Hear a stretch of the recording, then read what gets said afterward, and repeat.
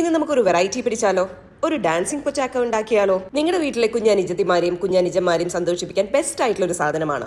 അതല്ല, നിങ്ങളുടെ വെക്കേഷൻ വേളകൾ ആനന്ദകരമാക്കാനും ഇതിനെ കൊണ്ട് സാധിക്കും. ഈ പിന്നെ കാര്യത്തിലോട്ട് കിടക്കാം.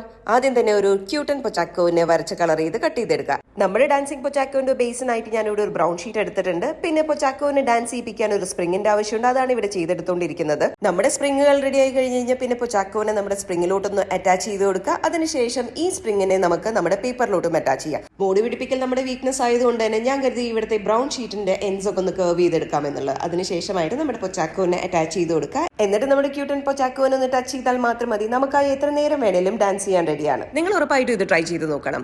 ഇന്നലെ എന്റെ ശ്രദ്ധയിൽപ്പെട്ടിട്ടുള്ള 2 മെസ്സേജസ് ആണ് ഇത്. 2 കുട്ടികൾ നമ്മൾ ഉണ്ടാക്കിയിട്ടുള്ള പിഗി ബാങ്ക് ട്രൈ ചെയ്ത് നോക്കി എന്ന് പറഞ്ഞിട്ടുള്ളത്. ഇതുപോലെയുള്ള മെസ്സേജ് ശരിക്കും എനിക്കൊരു ഓസ്കർ ഫീലിംഗ് ആണ് തരാറ്. അതുകൊണ്ട് തന്നെ നിങ്ങൾ എന്തെങ്കിലും ട്രൈ ചെയ്തിട്ടുണ്ടെങ്കിൽ ഉറപ്പായിട്ടും എന്നെ അറിയിക്കാൻ മറക്കരുത്. ഇന്നത്തെ ഷൗട്ട് ഔട്ട് ഇവർക്കൊക്കെയാണ്. നിങ്ങളുടെ പേര് വരാനായിട്ട് ലൈക്ക് ചെയ്ത് സബ്സ്ക്രൈബ് ചെയ്ത് പേര് കമന്റ് ചെയ്യാം.